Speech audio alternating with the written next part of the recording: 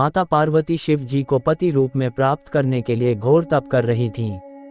उनके तप को देखकर देवताओं ने शिव जी से देवी की मनोकामना पूर्ण करने की प्रार्थना की। शिव जी ने पार्वती जी की परीक्षा लेने सप्तर्षियों को भेजा। सप्तर्षियों ने शिव जी के सैकड़ों अवगुण गिनाए, पर पार्वती जी को महादेव के अलावा किसी और से विवाह मंजूर न था। सज्जनों, विवाह से पहले सभी वर अपनी भावी पत्नी को लेकर आश्वस्त होना चाहते हैं। इसलिए शिव जी ने स्वयं भी पार्वती की परीक्षा लेने की ठानी। भगवान शंकर प्रकट हुए और पार्वती को वरदान देकर अंतर्ध्यान हुए। इतने में जहां वह तप कर रही थी, वहीं पास में तालाब में मगरमच्छ ने एक लड़के को पकड़ लिया। लड़का जान बचाने के लिए चिल्लाने लगा। पार्वती जी से उस बच्चे की चीख सुनी न गई। द्रवित हृदय होकर वह तालाब पर पहुंची। देखती है कि मगरमच्छ लड़के को तालाब के अंदर खींच कर ले जा रहा है। लड़के ने देवी को देखकर कहा, मेरी न तो माँ है, न बाप, न कोई मित्र। माता, आप मेरी रक्षा करें। पार्वती जी ने कहा, हे ग्राह, इस लड़के को छोड़ दो। मगरमच्छ बोला, दिन के छठे पहर में जो मुझे मिलता है उसे अपना आहार समझकर स्वीकार करना मेरा नियम है। ब्रह्मदेव ने दिन के छठे पहर इस लड़के को भेजा है, मैं इसे क्यों छोड़ूं? पार्वती जी ने विनती की, तुम इसे छोड़ दो, बदले में तुम्हें जो चाहिए वह मुझसे कहो।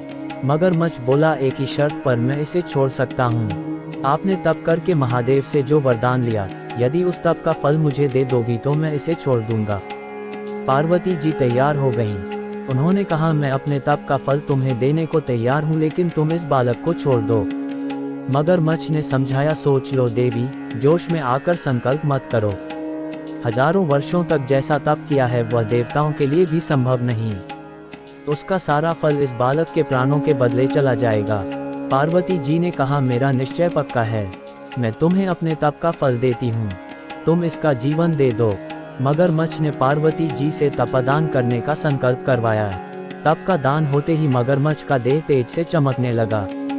मगर बोला, हे पार्वती, देखो तप के प्रभाव से मैं तेजस्वी बन गया हूँ। तुमने जीवन भर की पूंजी एक बच्चे के लिए व्यर्थ कर दी। चाहो तो अपनी भूल सुधारने का एक मौका और दे सकता हूँ।